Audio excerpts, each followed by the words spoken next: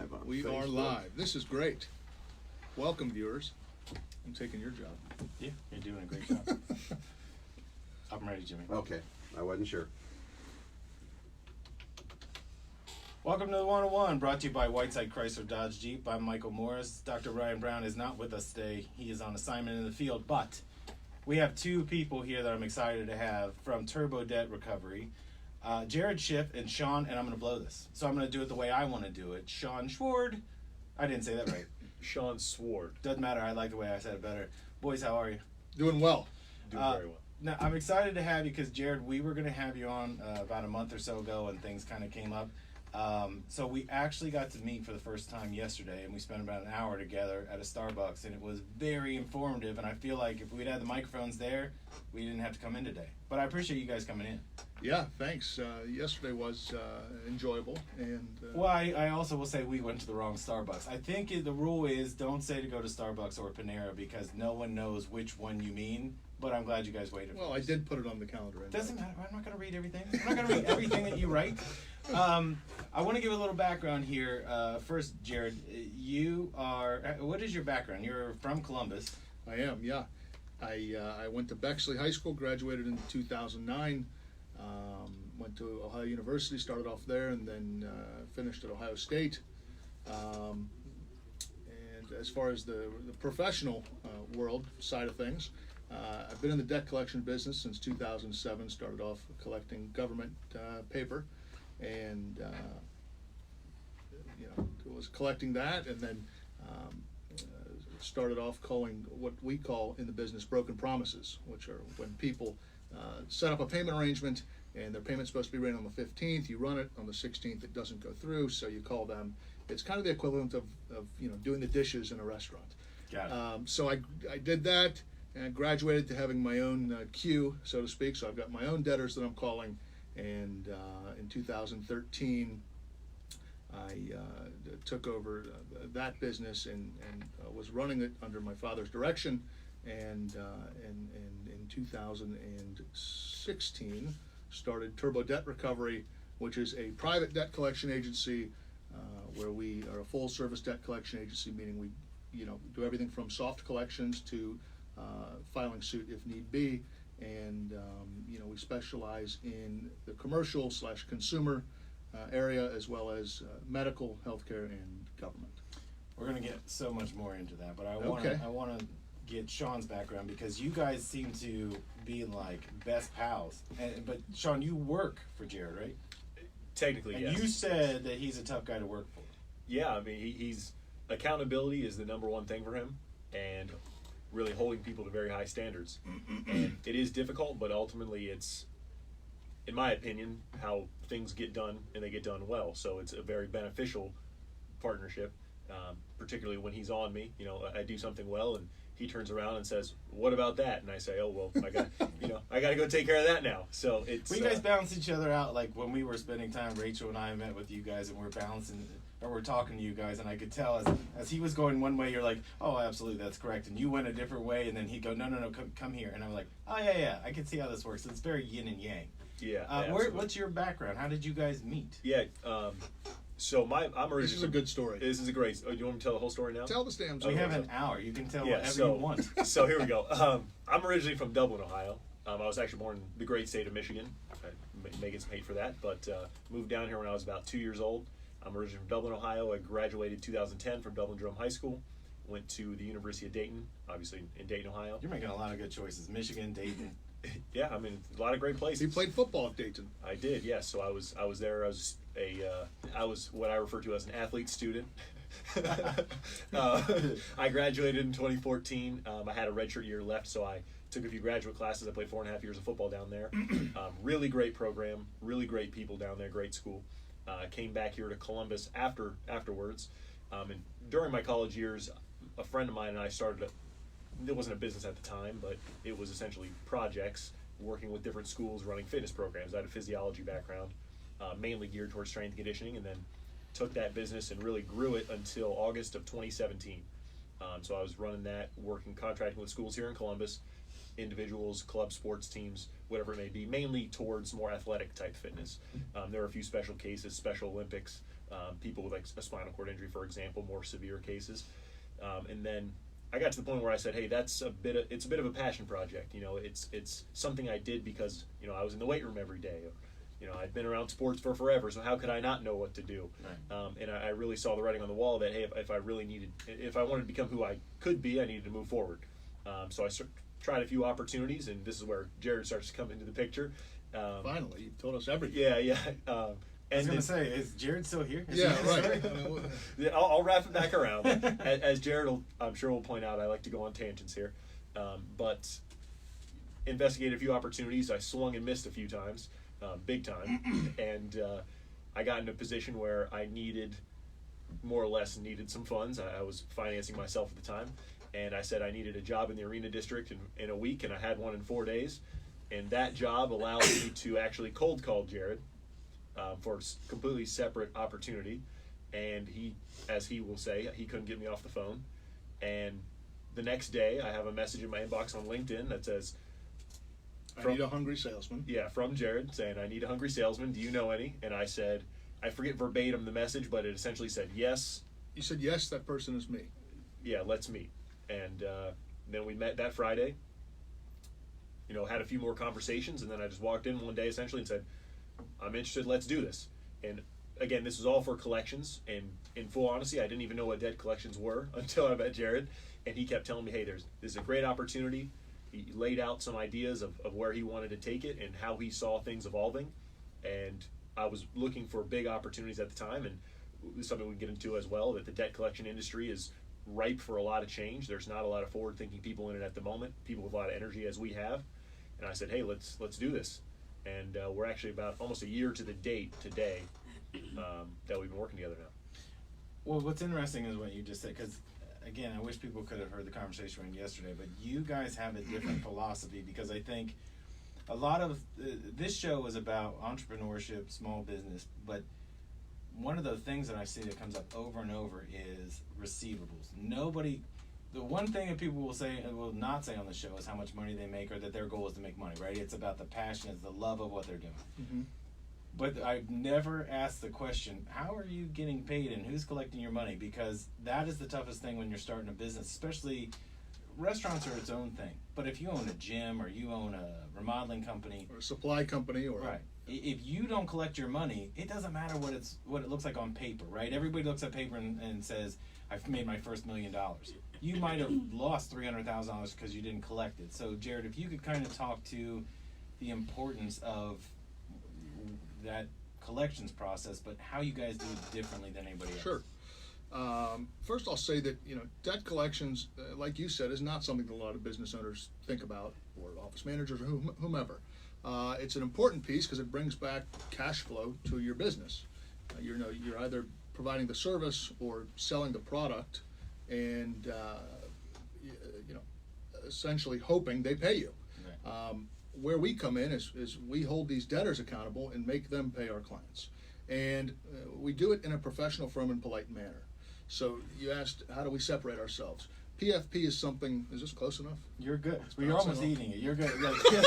Listen, come here. Come right there. There's a nice do fat that right joke. there. There you go. Okay. No, I didn't mean No, it like that. I'm kidding. I'm looking at Sean Schwartz over there, and I'm saying that guy's right on Mike. You're just a little too close. Can we You're just good. call him Sean Schwartz as Ryan Vessler? Yeah, Mazel tov. Yeah. I love the fact Mazel he's tov. here. Anyway, so look, when I started collecting in 2007, I said, I thought to myself, I'm listening to the other collectors. This isn't that hard. We're calling people, we're asking for money, but there's a basis, there's a reason as to why we're calling these people. And I said, you know what, if I can level with these people, if I can, be compassionate with them and understand what they're facing, whether it be bankruptcy, whether they're out of a job, whether, whatever the case may be, I think I could gain some trust and credibility with them and hopefully have them call me and pay me when they get a bonus on if they're a carpet salesman and they get a bonus mid-year, or whatever, if they're on a commission-based job and they get bonuses monthly. When they've got some extra funds, if they call me, great. So I always say professional, firm, and polite, because you've got a lot of collection agencies out there and debt collectors that aren't well informed, aren't trained well, aren't professional, and they'll just call you and try and strong arm you over the phone. We don't do that. We call people, we try to understand their problem and give them solutions. So professional, firm, and polite is the way that all of our team collects, and it works. But that starts from you, right? Because you started that path, and this is how we're going to do it, right? Yeah, absolutely. I mean, it's something that I've said to my whole team, my collections manager. It's being polite is easy, and additionally, we don't want to alienate. Say you have someone that doesn't pay you for your radio show or advertising. We call them and we, like I said, we strong arm them over the phone, which is a horrible tactic. It brings about lawsuits, etc. But that client probably is going to get a bad taste in their mouth and not want to work with you again. Right. They'll go to other radio stations. So our job is to not alienate clients, customers, but if it's in the medical field, patients. We want to keep that relationship going with you and your client. Well, that was what I thought was really smart, as you guys were saying that yesterday, and I thought, that's a very good point. I'm going to take it the other way. Okay. The way I looked at it was, say you're at a radio station and a client owes you $10,000, right? And people will say, well, how could you owe that much money? Because the way that, I don't care what trade it is, there's always people that give you 30, 60, 90 days to pay. The person in our industry, as a rep, would say, okay, I'm going to bill this, you're going to spend 10 grand a month. They don't call that person again until the 88th day, 89th day, looking for that $10,000, because they're avoiding the embarrassment of what if you advertise and it didn't work? What happens if it worked but you didn't make enough money for it?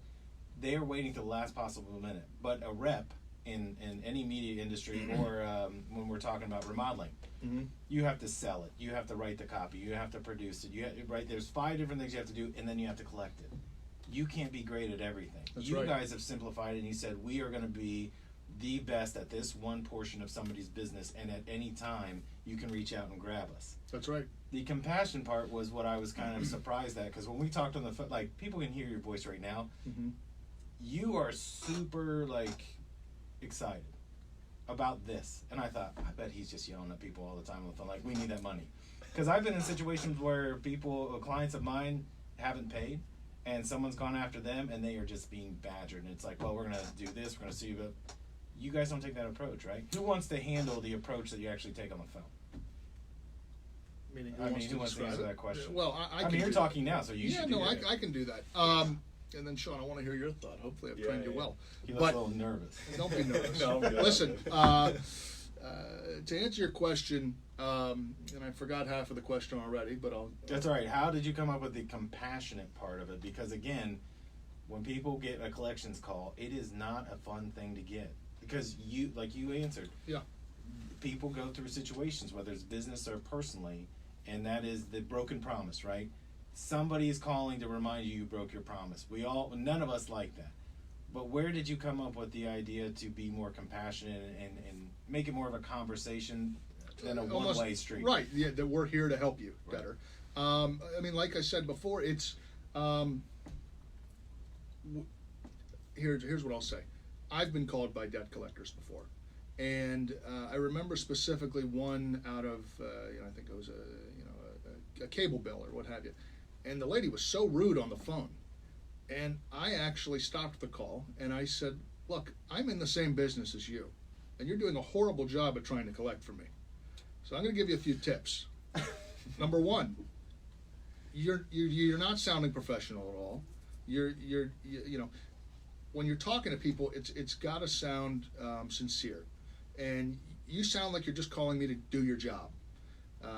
So anyway, I coached her a little bit, and hopefully it worked. If not, good luck to the woman. But very simply, like I said, compassion it works. We get testimonials from debtors saying, "Hey, thanks so much for helping me get this taken care of. This has been burdensome for 4 years, and finally I got this medical bill paid off, or finally I got this, whatever it is, taken care of. I appreciate this very much." It's not a pioneering thought. A lot of agencies and competitors don't do it, which is surprising, but that's okay. Let us do it. We'll be the more successful ones doing it. Well, to get a thank you from somebody that you collected money from is almost like hugging your high school bully. Like, thank you for being so kind. And I'm not saying you're a bully. I'm just saying that's how people look at what you do. That's a testament to what we do and how we do it. And as a matter of fact, our liquidity rates, which is an important term in the business, in the industry, it shows if you give me $1 million to collect, and I collect 500,000 of those dollars, that's a 50% liquidity rate. Our liquidity rates in specialty healthcare, in the commercial business, whether it be supply, manufacturing, wholesaling, etc., exceed the the standard liquidity rates across America. So great. It's something I'm proud about, but it's not something we're not going to stop and say, okay, we've gotten there and let's just coast. Right. We're going for more. So that's that. Who is, because you've listed a lot of different fields that can use you, but to me, and we had talked about this, that I wish I had known something like this was out there, because I've gotten calls for clients that have owed money to a station, and I've had to step in, but when somebody's owed me money, it was almost like I had to just let it go. So if I'm a small business, when is the time that I have to step in and hire somebody like that? Sure. So it depends on the trade or the type of business. In healthcare, in healthcare, you can afford to wait a bit longer, and I say that because people change. What I mean by that is, as I stated before, someone could be out of a job today and get another job in 60 days, be employed, making whatever they're making, and start making payments on the debt or pay the balance in full. On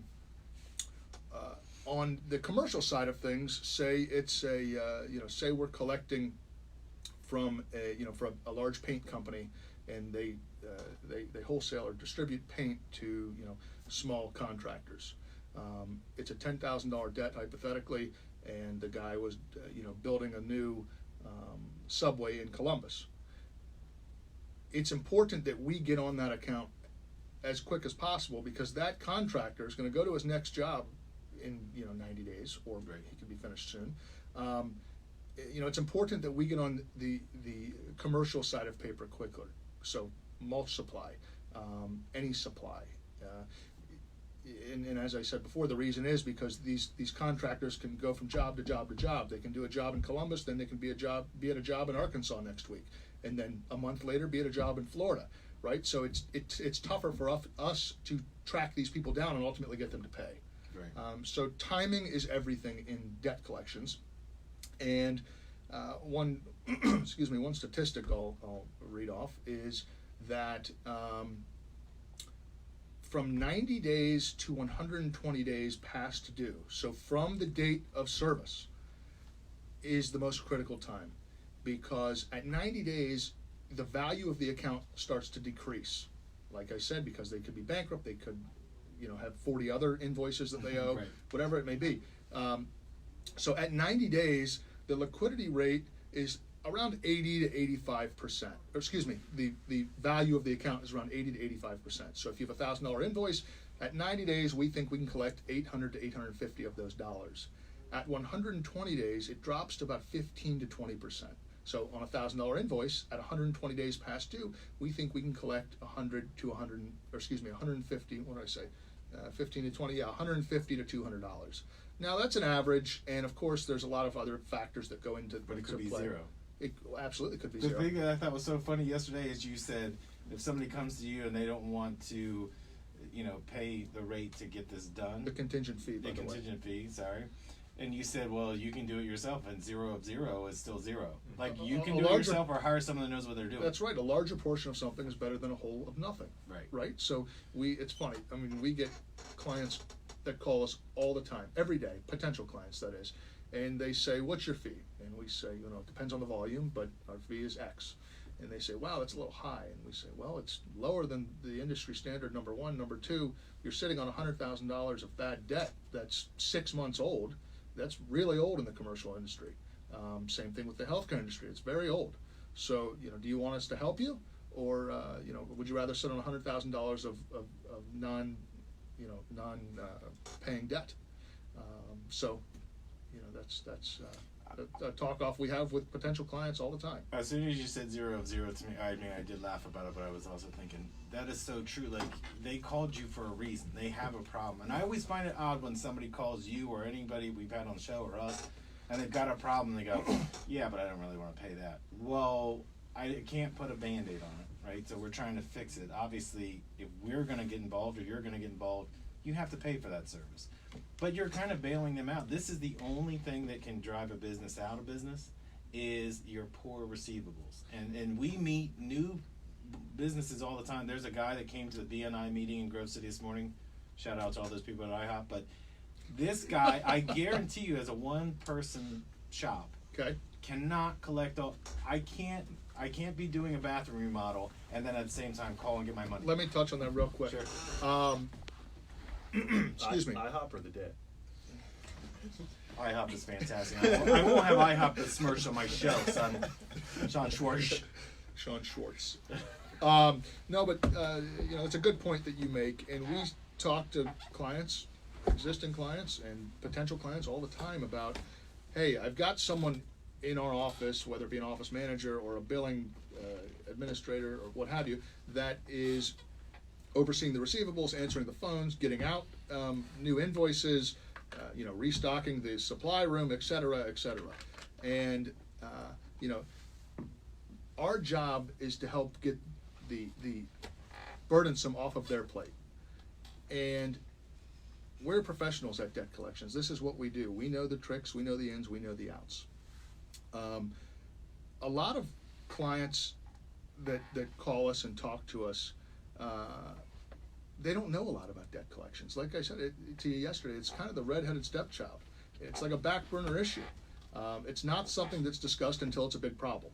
And once it's a big problem, we get a call, and it's 6 months old, it's a year old, it's 2 years old. Well, that's, we'll try and help you, of course, but we want to coach you, to what to look for in the future. And I call them, red flags, what to look for. It's a gut feeling. It's various things that occur while the internal person is collecting, whether it's one person or whether you've got a team of 30 internal collectors. Right. I try and coach our clients as to what to look for, and I'll give the listeners and you and everyone one tip, which is setting a deadline date.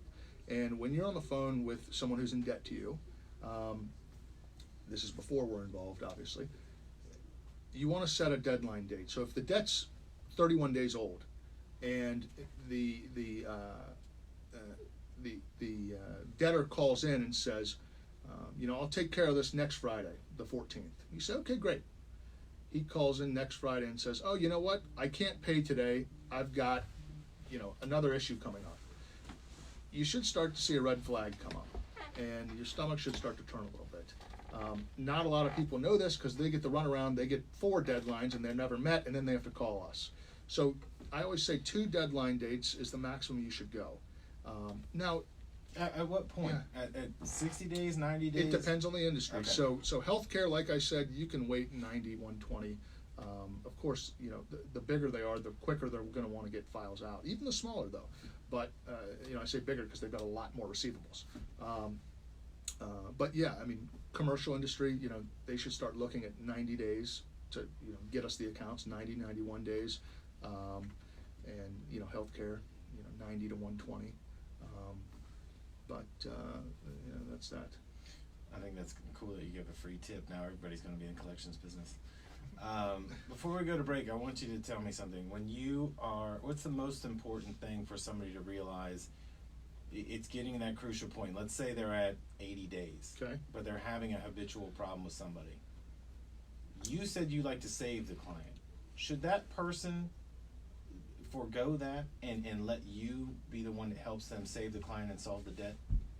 I know every situation is different. My situation would be somebody is always spending $5,000 a month with me, but they're constantly pushing that 90-day limit. And now they're going 95. I know how to answer it. So if they are a habitual debtor, but they end up paying at 90, 95, 100 days, but they pay every single month, don't send them to us because they're going to pay you. Right. Now, if they're 80 for 4 months, and then the 5th month they're at 120, if they end up paying, but it starts to become a huge problem, then contact us, call us, ask us a question. Ask us, hey, this is what I'm dealing with. Is this normal? If it's not normal, how can I stop this before I send it to you guys? Things like that. Yeah. It all comes down to talking to the debtor. What's going on? You're obviously having cash flow problems, or you're obviously not paying this for some reason. Why? talk to the people, have a conversation. If they're not answering your calls, or they're not calling you back when you leave voicemails, things like that, then you gotta, your stomach's gotta turn a little bit, and you gotta say, okay, there's an issue here. I gotta call Turbo. Right. But I know that was a long answer, but it was efficient. It's not like you were wasting time, but I get what you're saying. You know what path I was going. In short, you're going to have habitual debtors. You're going to have debtors, period, but you're going to have habitual debtors. If they're paying, they're a long-time client, don't call us, right, on those specific accounts. I know I'm turning away business here, but, don't call us on those. It's for the ones that and let me touch on that. When I say don't call us if they end up paying you at 90 days every single month. Right? Maybe you extend their terms. Maybe you charge them some interest, whatever it is. But call us when you have a debtor who's giving you the runaround.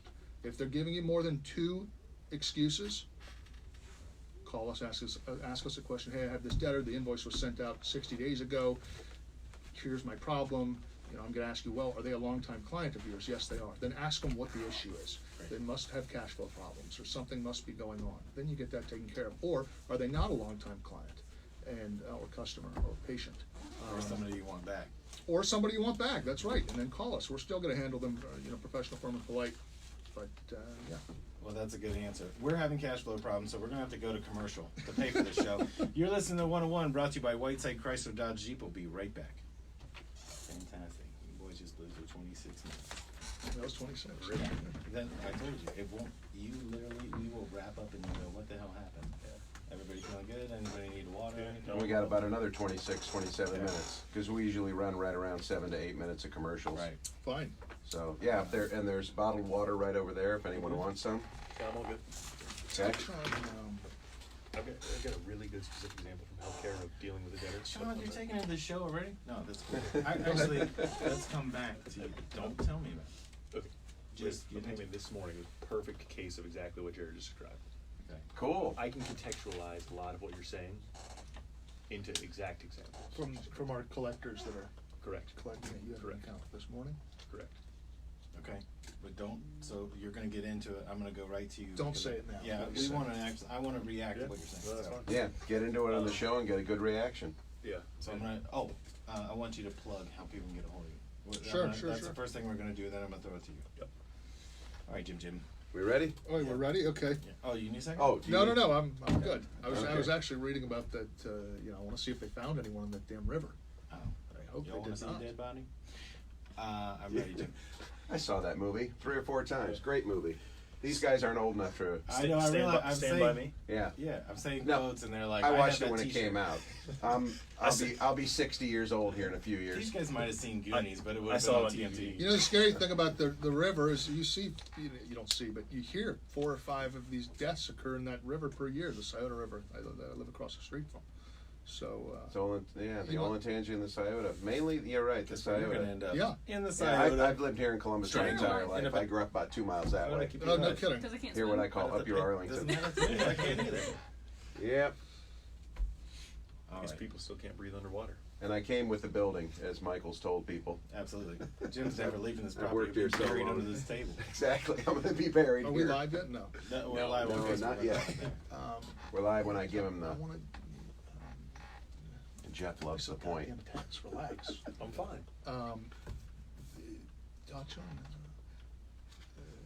some clients that we have and some common things No, that that we can hear be. when I we're mean, onboarding can them. you see if I've got we're an getting any internal, traction here? I've got 5 internal collectors. How can you help? And all You? number one, No. can help collect your bad debt I'm after this X poor date. person. And number 2, we can go back and pick up your AR from 2 years past, things like that, get you any money, because I also want to educate these viewers, because they don't know about debt It's like collections, asking right? to Let's keep it tag very random simple. people. It's like, do you and want just Travis let Parks it in roll. this video? Yep. Absolutely. Yeah, I don't know many people that know about I that do want to collecting. go into education at some point. I want to talk about about how you educate a customer, because you've kind of walked through it where we're not the people at 80 and 90 days, but what I'm looking for is people that are interested in talking to you, that they might have. I hope that's not how I'm coming off. We're not the people at 80, 90. We would love that, but I it's don't just. know, but what I'm saying is there might be people, like if it was up to me, if we didn't have the system we have where people are paying us up front, Yeah. if it was the other way around, at 60 days I don't want to mess with it. So I would be willing to pay a fee just to, here's what I would like to collect. Because again, things move so fast, you can't stay on top of it if you're a small shop. If you're Nationwide Insurance, I can't imagine how much stuff they're writing off because they're not collecting it. They can have collections departments and all that, but after 120, I don't know what they're doing with it. You know what I mean? Yeah.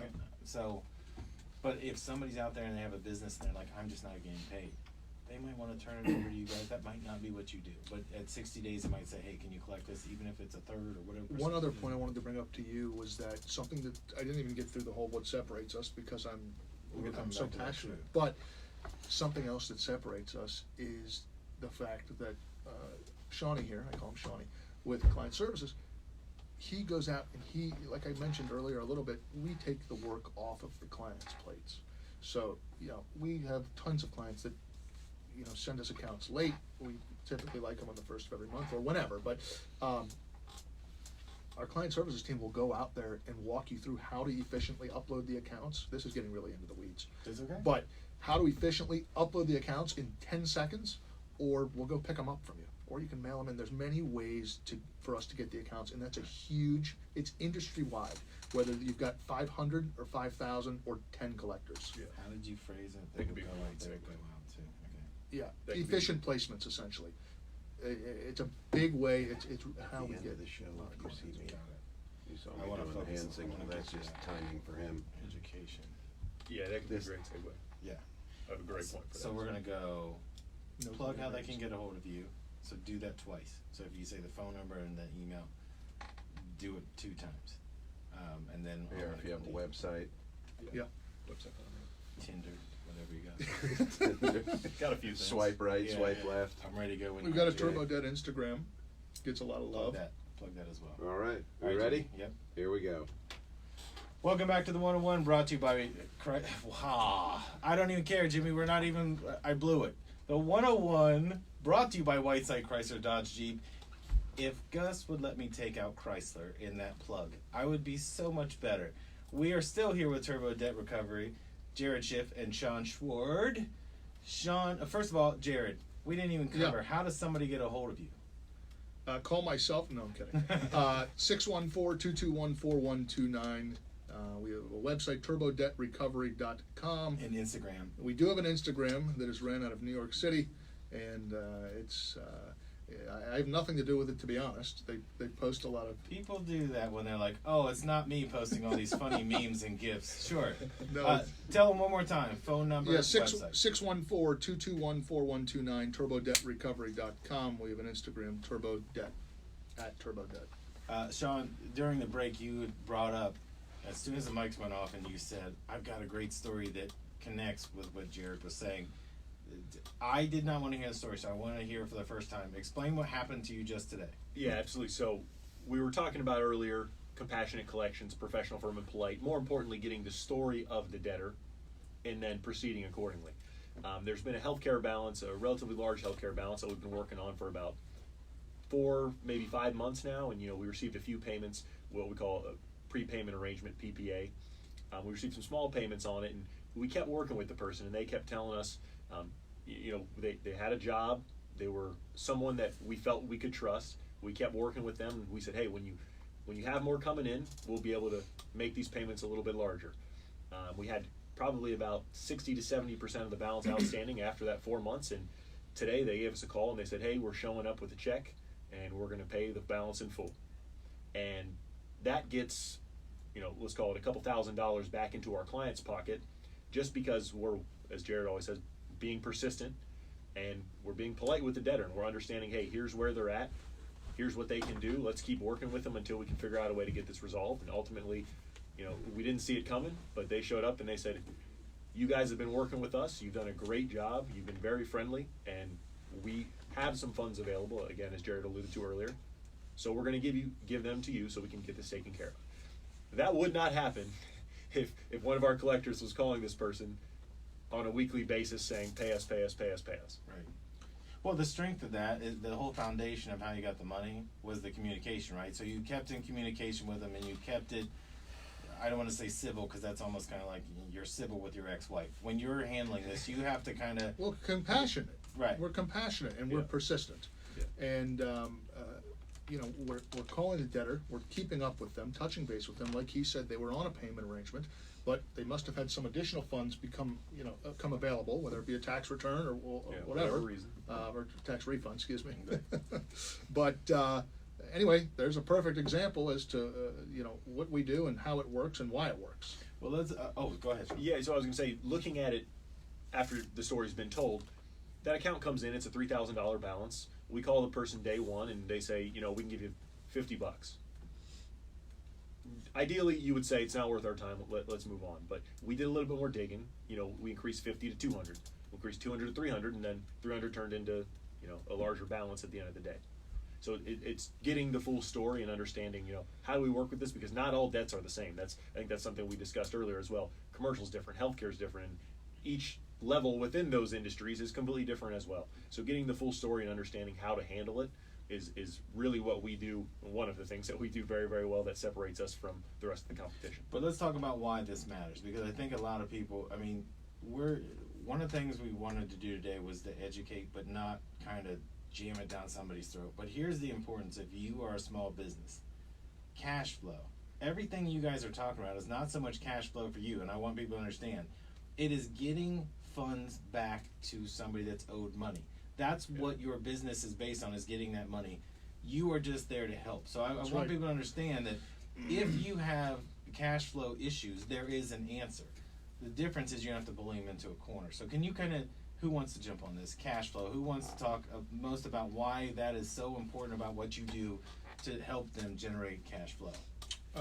Sean, let's see what you've learned. Yeah. Go ahead. So a lot of pressure on them to go, you know what? You answer. yeah, if I don't do a good job, it might be on the line. I can't wait to see what he says. No, but first and foremost, when you look at it, if you have an issue with receivables, there's a reason. And most of the time, it's not because you have an excellent staff that's doing a very good job. Very rarely does that happen. So first of all, just identifying that internally and saying, oh, by the way, to your point earlier, it's day 99 out of 100 and we're still missing $100,000. That's an issue. And being able to identify that is key. And then being able to identify what are our solutions, which in this case would be us, is also a very big piece of what we need to do. What was the original question, by the way? I'm not going to tell you. No, I was saying the importance of a lot of people when they're running a business, they look at documentation. So they'll look at their QuickBooks, let's say, just the easiest way. Okay. Then they'll say, we billed $2 million last year. What they don't take into account is, what did I have to write off because I didn't collect, right? In a business, if you don't have cash flow every single month, that's where you start to run into trouble. That's where you get sloppy or making mistakes. But what I see in a lot of businesses is they are letting the receivables go past 90 days. So if you're going to do that, you're literally going to eventually run this boat into the shore.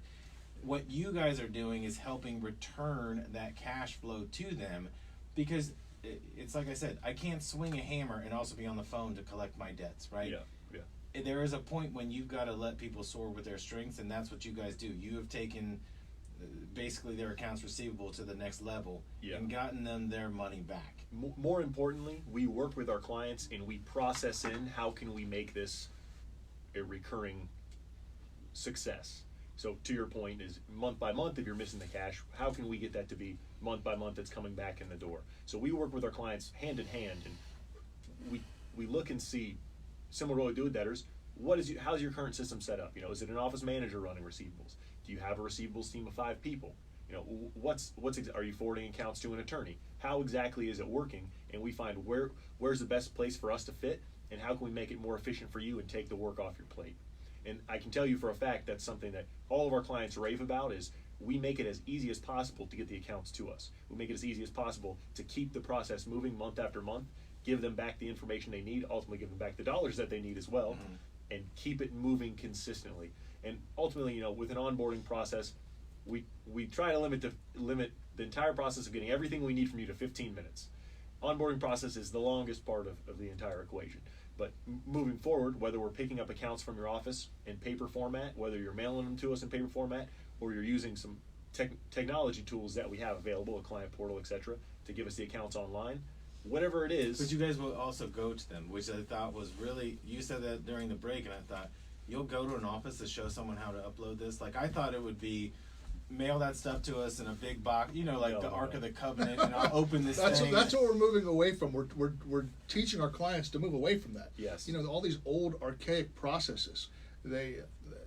Sure they work, but if it takes for us, you know, 4 days, 5 days a week to get a box of accounts that are, you know, you got 100 pieces of paper for a $4,000 or $5,000 debt, or even a $100,000 debt, we're a 21st century agency that really pushes the envelope on efficiency, and we like to train our staff and our clients, you know, to essentially follow our lead. And it's not, you know, we don't need you to fax in. You can fax in your claims, but you know, we have a drag and drop method. I'm giving away more secrets here. Other agencies do it, but we're good at it. Yeah, but I think it's nice to see how it's actually done, because I don't think anyone understands how collections works. And again, when they want to get their money, I want to know how it works. Like, I'm just that weird person. I want to know how it works. I want you to do it. I just want you to show me, because I think a lot of people think it's the Mueller report. I've got a $5,000 debt, and here's all this paperwork to go through. And I feel like I don't have any say. Yeah. You guys are working with them. You're educating them, which is what I like.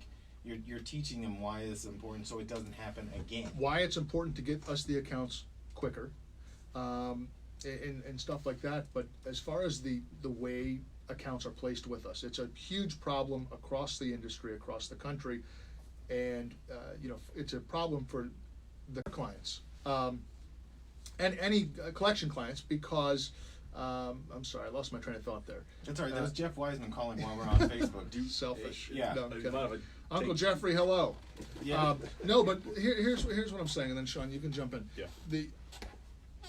We're making it more efficient for clients to place accounts. Once you have the client, they say, okay, well, how do I get these accounts to you? You know, you're finally taking the work off my plate. You're going to start collecting it for us. How do I get these to you? Well, we make that easy too.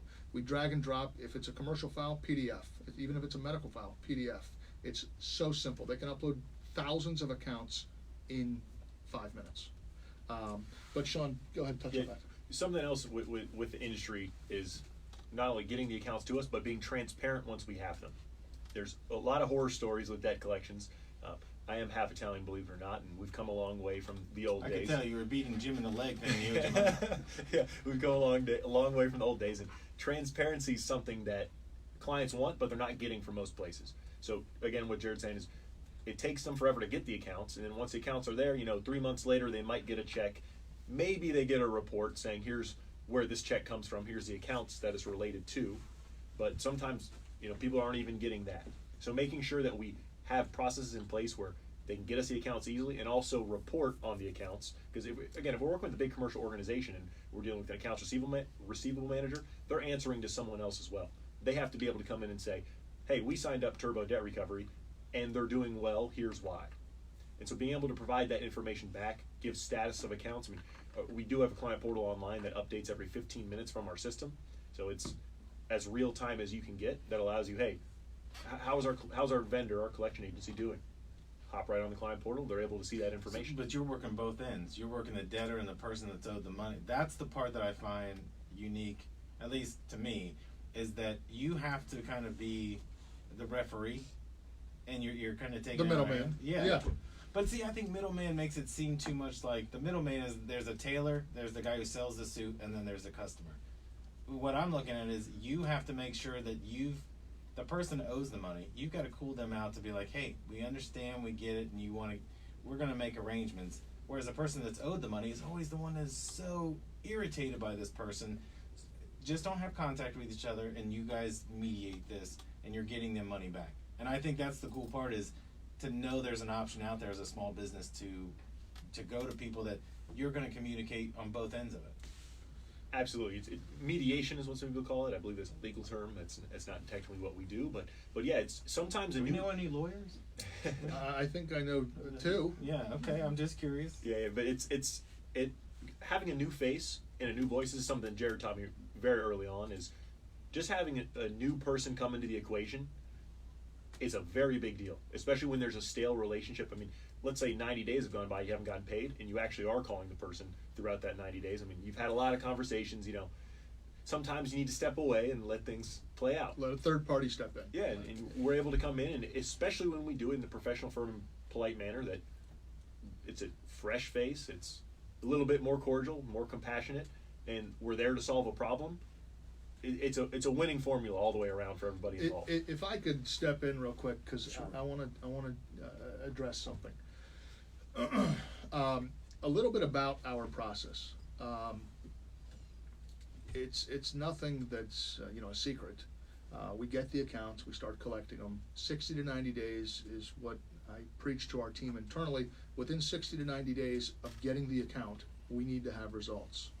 Those results need to be a payment in full, a payment arrangement, a settlement, close the file because they're dead or bankrupt or don't have the means to pay, or the fifth option is a suit request. And we send that suit request to our client. The client sees the account, sees the asset, and ultimately we file suit on that debtor. We don't like filing suit on debtors. It's always the last approach, last approach. But that's kind of our thought process internally within the 60 to 90 days. Too many times we've had clients come on and say, hey, I've had this account with the collection agency for going on 14 months. I haven't heard anything back. Is that normal? No, it's not normal, number one, to hear anything back. Every 30 days you should hear something. At least get a report or call in, talk to your client rep, see what's going on. But additionally, even if you're collecting the account, unless they're a consumer who's been on disability for 13, 14 months, you should hear something back, especially if it's a business. If it's an open and active business, within 60 to 90 days, there should be some resolution on that account, on one of those 5 things I had mentioned. Let me ask you this, because you had said yesterday that not everybody's a perfect fit. And what I think is cool is that you're not gonna take on everybody just to make revenue for your company. Give an example of somebody that you wouldn't take on. Not personality wise, but I mean if there's a business where you're like, you've let this go too long. Because if it is 14 months, I don't know how you would resolve. Again, I'm not in the business. Sure. So age, that's the first thing we look at. Age of the account, what's been done internally on the account. The second thing is, what's your internal operation? How much are you guys working the account? If you've exhausted all efforts internally and they've filed bankruptcy, we're not going to take it on. Depending on location, if they're outside of the country, we have partners that we work with that are licensed outside of the country. But we'll look at the file and see if it's worth going after and having our partner get on the file. If it's not worth going after because it's outside of the country and there's some red flags that occur, we won't take the file. In addition to that, taking into account who's the client, who would be our client, and who's the debtor, and why is the debt owed. We get plenty of people that come to us and say, I have a promissory note to my friend who I loaned him $50,000 and then he took it and ran to Mexico or something like that. That's not ideal for us because. Have you ever gotten that? I really hope you do, because there's got to be a great story. We don't take we don't them. collect them. Yeah. No, but I just mean that story. I can't imagine what you're running into. There's 2 right off the bat types of cases we don't currently take, which is consumer to consumer, because there's a lot of hair to it. There's a lot of he said, she said, and it's just it becomes it's more Judge Judy. Well, right, it becomes Absolutely. honestly more of a mediation or a something that is not typical collections. Yeah. That's number one. Excuse me. Secondly is landlord tenant. I try and stay away from that. Our family is in the real estate business, and I know enough about that to where if the debtor, being a tenant, started a coffee shop and they owe $13,000 to the general contractor, or even the landlord rather, and they have no assets, it's not something we're going to get in the middle of. Right. But backing up a second, we look at age and we look at assets versus liabilities, and the assets need to outweigh the liabilities for us to take on the accounts. What I mean by that is, if we take on 1,000 accounts equaling $10 million in receivables, where are these people located? What are they employed? How old's the debt? Various things. All these factors go into our decision making as far as, are we going to take these accounts on or not.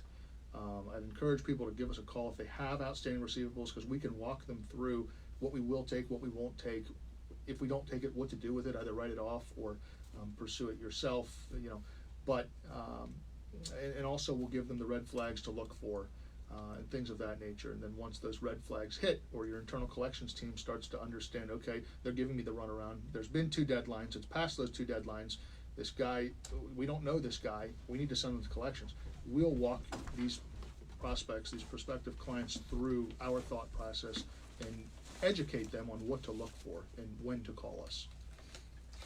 When you look at what you're doing, because you guys have been doing this now, you said a year, but I mean, I've been Jared, doing you've it been since doing this 2007. What do you see that is the future of this business, of your business specifically? Because you're kind of structuring this to be your own thing. If you're looking down the road, what do you see you setting yourselves apart from the rest of your industry? You want to give the example of technology you just put in? Yeah, I'm not going to go too much into detail, but seriously, Yeah, don't because give up all the trade secrets. Yeah. Here's I always say our office is the last stop, because in the collections business, they could give us, the client, call it whatever it is, a foot and ankle surgery center.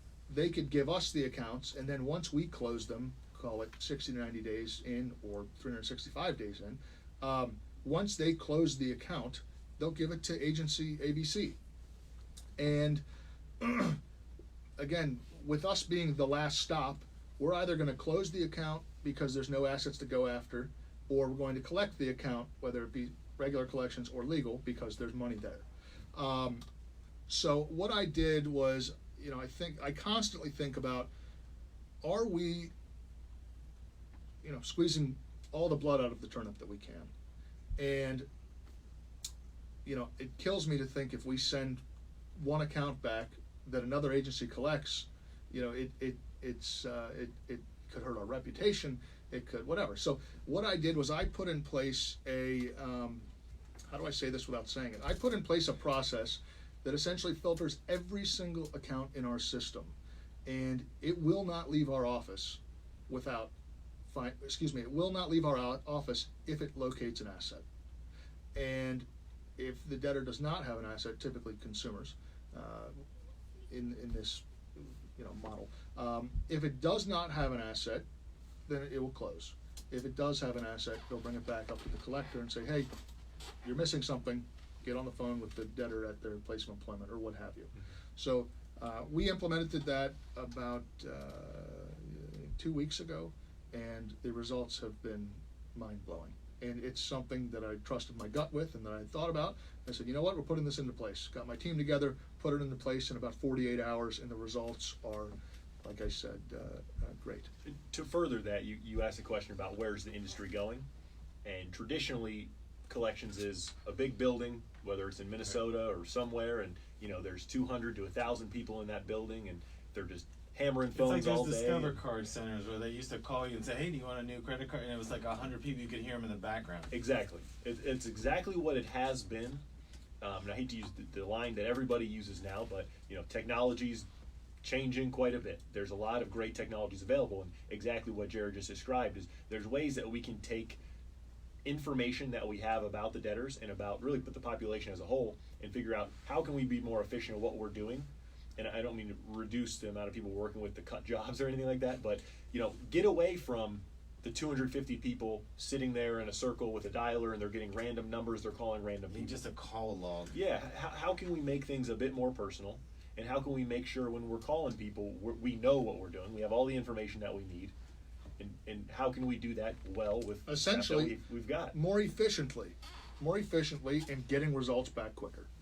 And that's what I pride our team on doing. I do think that when you look at how you guys have structured this, it's different because, like I said, I've had to deal with them before. When you're in the business, a client's going to owe money or whatever, and it was literally you get a threatening letter, and then you get another threatening letter, and then, first of all, I don't even know who. Sometimes they don't even sign it because it's almost like a chain letter. Remember, you used to forward those around. There's not a signature, and I'm like, I don't even know who this is for.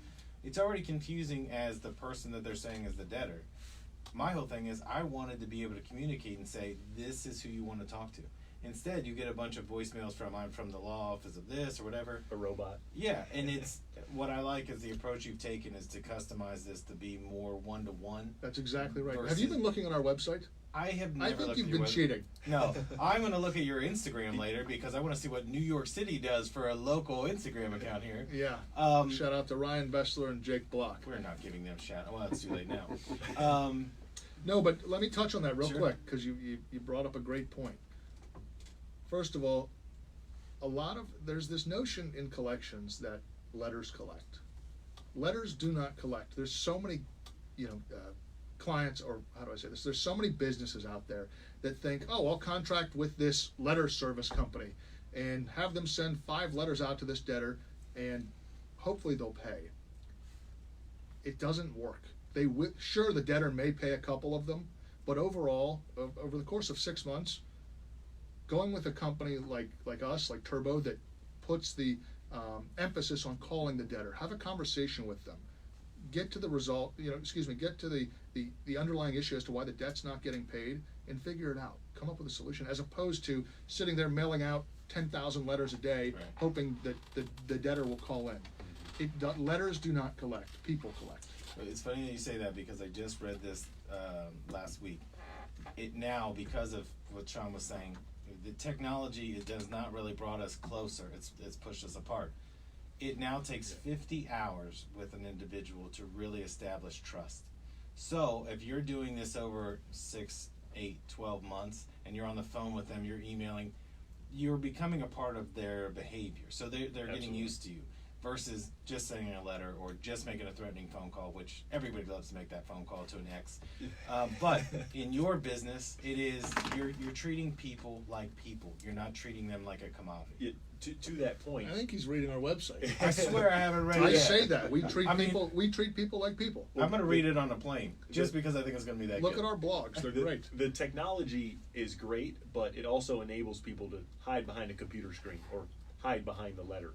And to that point, collection calls are tough calls. They're calls people don't want to make, but we pride ourselves on being able to make them and being able to make them well, and not hiding behind the computer screen, not hiding behind the letter, and say, let's get in there, let's figure this out, let's get the results we need. On that note, if somebody does want to call you or wants a letter written, you guys could write a letter, it's fine. How can they get a hold of you, Jared? Give us a call, 614-221-4129. Visit our website, turbodebtrecovery.com. And if you call us, we answer. We don't go through prompts unless we're after hours. We answer the phone, baby. Within 15 minutes. 15 minutes. I got that. I was told to me 3 times yesterday. I got the point. You will call back. Boys, thank you so much for coming on. Thanks for having us. If anybody's looking for these guys, they told you how to get a hold of them. Thanks, and we'll probably see you guys again. Sounds great. All Thank right. you very much. We'll see you next weekend. Okay.